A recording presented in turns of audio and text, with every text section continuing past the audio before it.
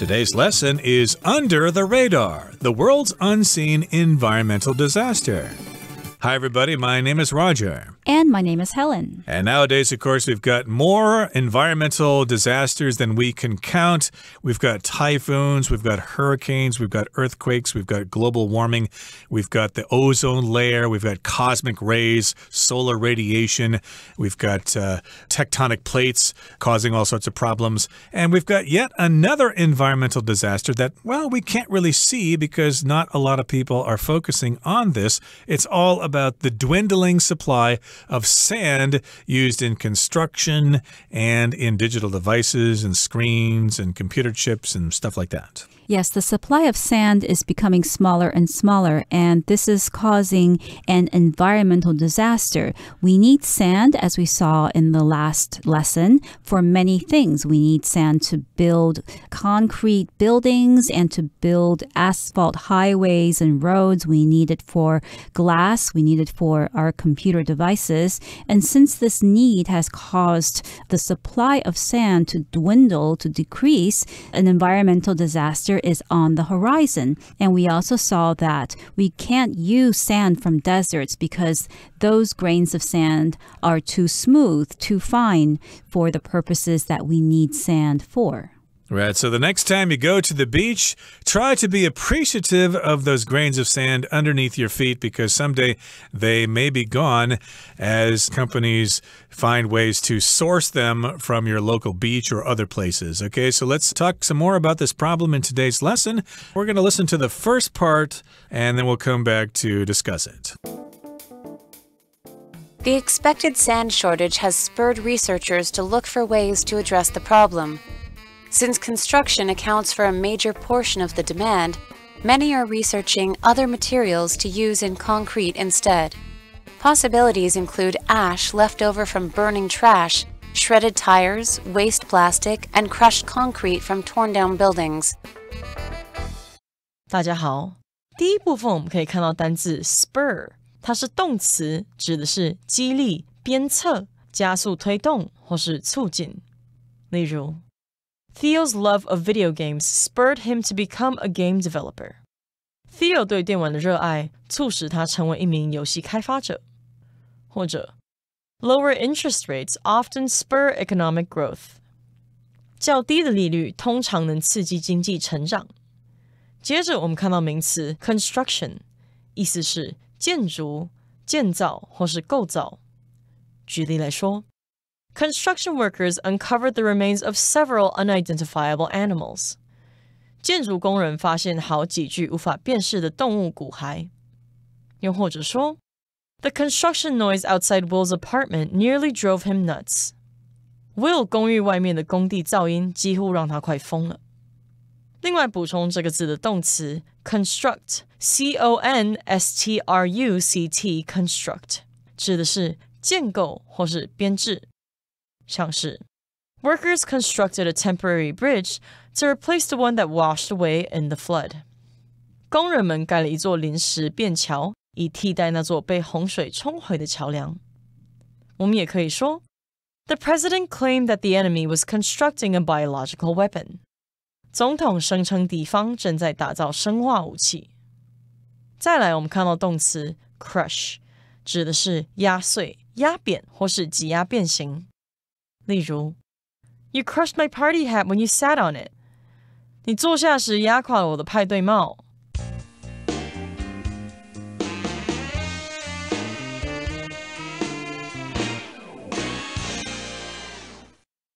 So now we're talking about the shortage of sand. The expected sand shortage has spurred researchers to look for ways to address the problem. We know that we have a problem, which is the shortage of sand. Shortage means a lack of something that you need or that you want. A person could have a shortage of oxygen if there isn't enough oxygen in the air, or if they are unable to breathe due to some health issue. And when we talk about a shortage of sand, it means there isn't enough of that supply. And this shortage has spurred researchers to do something. To spur means to encourage or to cause somebody to do something. I can also say, for instance, his encouragement spurred me to reach for my dreams and to work harder. So they recognize that the sand is running out and it's more and more difficult to find sand without damaging the environment and getting people angry. So they need to find alternatives or substitutes or other solutions to this problem. Now, here in the next sentence, it says, since construction accounts for a major portion of the demand, many are researching other materials to use in concrete instead as a substitute. Okay, so we've got construction here, or the construction industry. That's basically anything that has to do with building things, like highways or buildings or other such structures. So, yes, indeed, we do recognize that construction uses a lot of sand. So therefore, scientists and other kinds of people are looking for substitutes. They're researching other materials to use in concrete instead or in place of sand. And possibilities include ash left over from burning trash, shedded tires, waste plastic, and crushed concrete from torn down buildings. So we've got all sorts of waste out there that could be used as substitutes for sand. These are some possibilities to use instead of sand. They include ash, which happens when you burn trash. So, for example, here in Taiwan, most trash is burned in incinerators. And after that burning process is done, there's ash left over from fires. If you've had a campfire outdoors, of course, when you put out the fire, there's a lot of ash on the ground. It's gray, and that actually might be useful in construction. We've got other possibilities like shredded tires. Of course, cars go through tires and scooters go through tires every year, and those tires pile up someplace. They might be actually useful, but hey, when we shred tires, what are we doing to them? Well, when you shred something, you're cutting or tearing it into pieces, actually into thin, long pieces.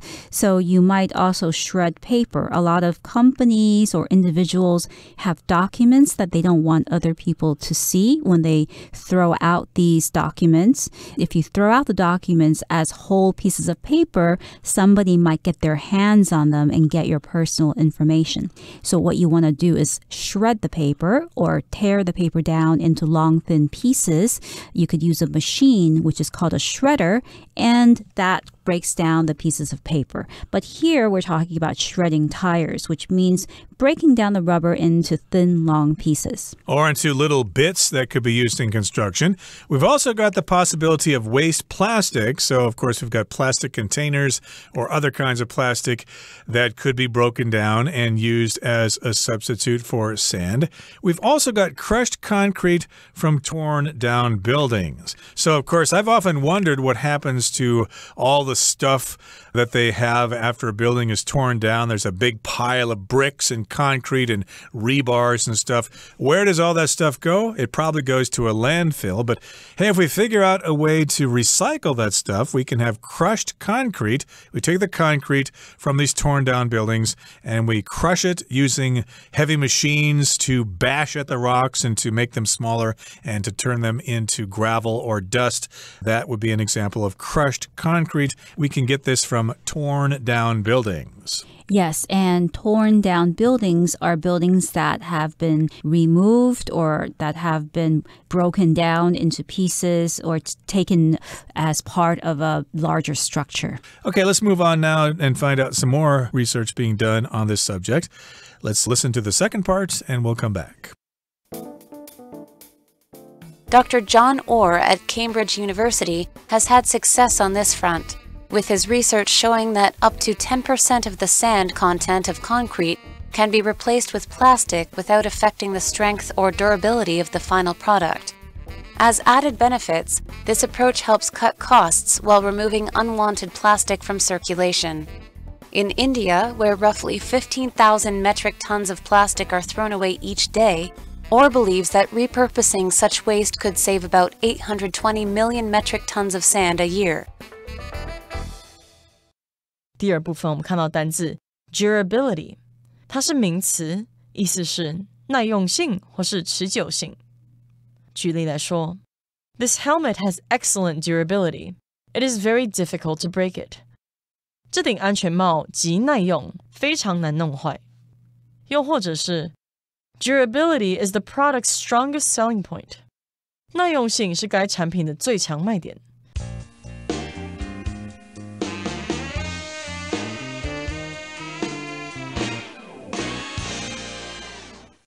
So in the last part, we were talking about research that has been done to look for ways to address the problem of the dwindling supply of sand. And here we're going to look at the work of one particular person.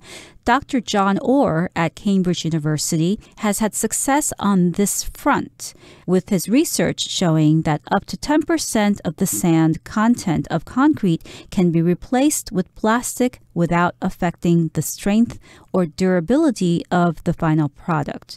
So in the first part of the sentence, it says that a particular doctor or scientist from Cambridge University has had success on this front.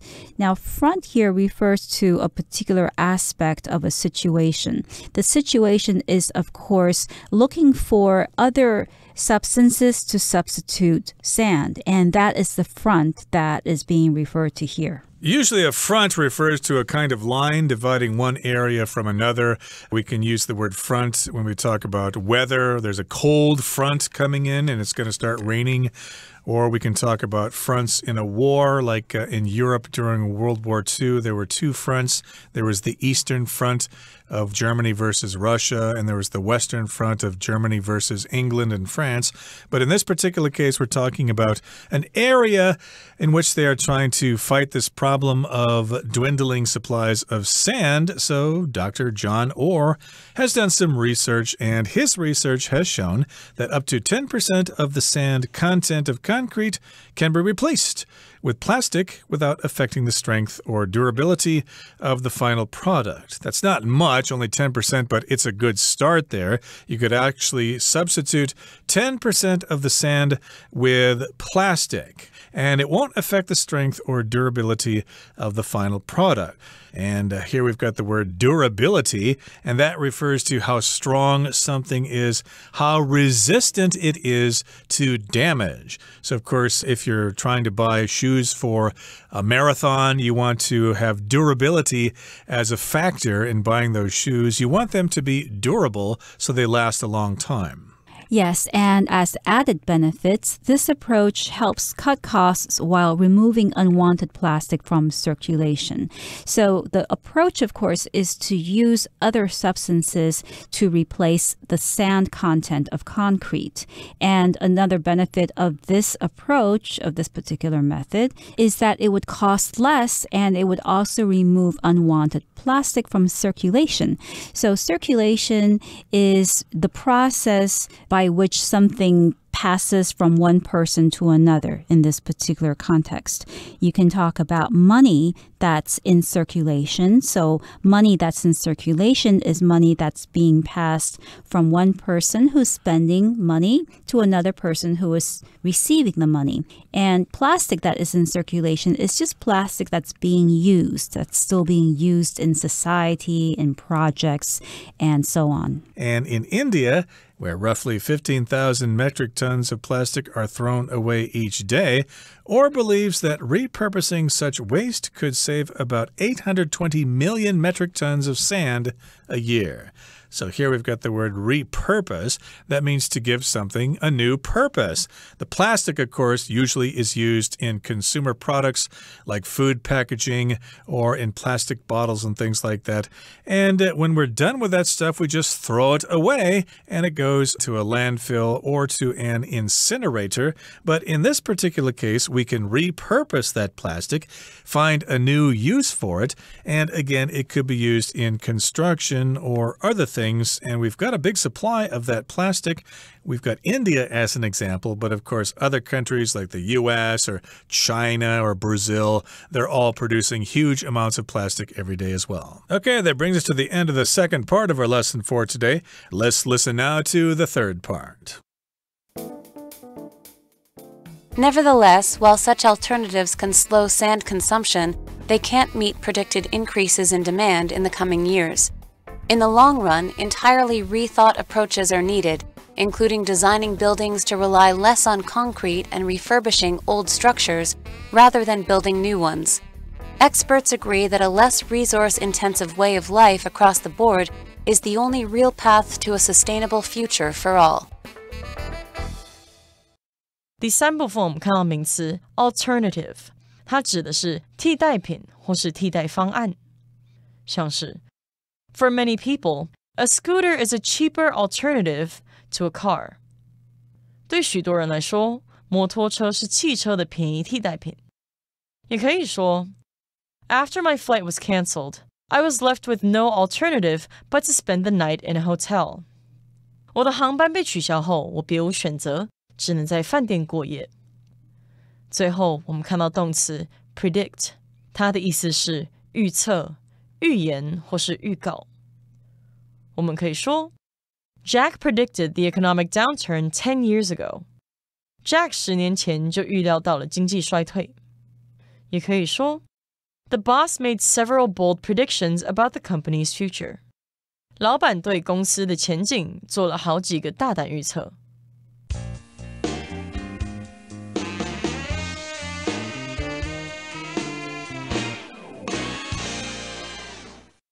So in the previous part, we looked at the possibility of using plastic to substitute the sand content in concrete as an example. Nevertheless, while such alternatives can slow sand consumption, they can't meet predicted increases in demand in the coming years.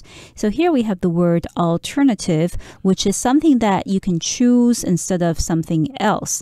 I could say, for instance, I don't drink cow's milk, so I choose dairy alternatives, which are other choices that don't contain cow's milk. That's dairy alternatives. And here, alternatives to sand can slow sand consumption, but they cannot meet predicted increases in demand in the future. We don't know what those increases are going to be, but we've got some predictions. So to predict just means to make an educated guess about what's going to happen in the future. We figure that we're going to need more and more sand as time goes on. And in the long run, or in the long term, you could also say over many years, entirely rethought approaches are needed. We've got to have some new novel ideas, including designing buildings to rely less on concrete and refurbishing old structures rather than building new ones. So we can also do those things. We've got to figure out some substitutes for buildings. We don't need to rely so much on concrete. Maybe there are other ways to put up 20-story high-rises without using so much concrete. And yeah, we've got old structures and we can refurbish them, which means kind of repurposing them, using them again or modifying them in such a way that we can still use them without tearing them down. Yes, experts agree that a less resource-intensive way of life across the board is the only real path to a sustainable future for all. So experts agree that we need a less resource-intensive way of life. First of all, the word intensive means involving a lot of something. It could be time. Time-intensive project requires a lot of time. A labor-intensive project requires a lot of labor, a lot of work. And here we're talking about resource-intensive. So the writer is saying that the way we live now, our way of life, requires a lot of resources. And this is something that we need to change. Yep, we need to change our way of life across the board. Are we looking at a blackboard in a classroom or something, Helen? Well, across the board just means involving everything or involving everyone in a particular situation. So not just isolated to one situation, but involving every aspect of it. I could say, for instance, that when Elon Musk took over Twitter, the first thing he did was fire employees across the board. He didn't fire only employees from certain parts of Twitter, but he fired employees from every section, every part of the company. We made a big change to Twitter, and we need to make a big change in the world in order to save the world's sand. Okay, that brings us to the end of our discussion for today. Here comes our Chinese teacher, Hanny.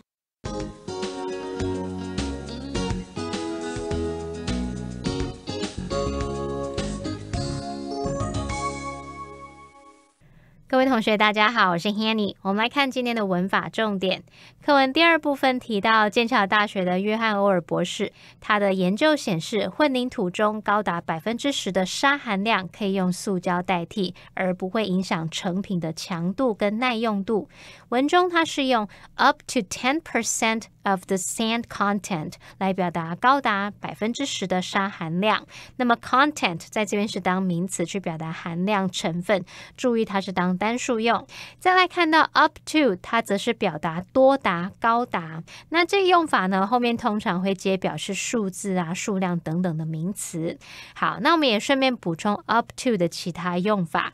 第一个，我们用事物来当主词的时候，用 something be up to somebody， 这可以表达什么什么是某人的责任，什么什么由某人来决定。像我们说 it's up to you， 就可以表达由你决定，你决定就好。第二个，如果是用人当主词的时候， somebody be up to 加上名词或动名词，这时候会有两种意思。一个是表达某人他有能力做某事，有能力去处理或执行某事。像 Do you think they are up to the challenge？ 你认为他们有办法应付那个挑战吗？好，那这个句型另外一个意思则是表达某人在计划某事，偷偷做某事，尤其是不好的事。像有一个用语说 up to no good， 就可以表达图谋不轨的那种感觉，好像偷偷做坏事的感觉。好，在第三个呢，我们可以用 up to 来表达跟 until 差不多的语义。那么 up to yesterday 就是直到昨天， up to this point 到此刻为止，到目前为止。好，我们接着读到课文第三部分，有一句提到说，就长远来看，需要彻底重新考虑的方法，包括设计仰赖较少混凝土的建筑。好，那文中它用到片语动词 rely on 来表达仰赖。那我们用 rely on 或者是 rely upon 可以表达依靠啊、依赖或是仰赖，意思就相当于 count on 或是 depend on， 后面可以接人或事物来当受词。那我们常常会用 rely on somebody to do something 去表达仰赖某人去做某事。好，这边我们造两个例句。Pam relies on her brother to drive her to work. Pam 靠她哥哥开车载她去上班。A lot of people rely on Facebook to keep in touch with their friends. 许多人靠 Facebook 跟朋友保持联系。好，那这边也补充一个意思相近的片语动词是 bank on。Bank 银行，它当动词呢，原本有那种把钱存进银行的意思。延伸片语 bank on 则是表达指望、仰赖、依靠或是确信，就好像是你对某人事物的依靠，就如同信任在银行存钱一样咯。举例来说 ，If I were you,I wouldn't bank on him to fix a problem. 如果我是你啊，我就不会指望他解决那个问题的。好，以上是今天重点整理，我们回顾今天单字吧。Shortage. The heat wave caused a sudden shortage of electricity. Construction. The construction of the new bridge took several years to complete. Crush. The bug was crushed beneath the farmer's boot.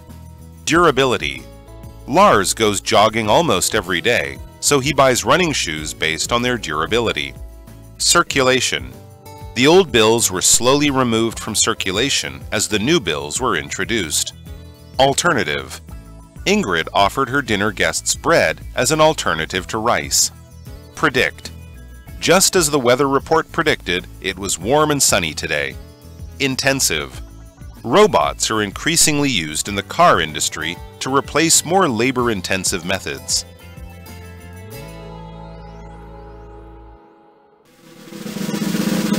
Discussion starter starts now!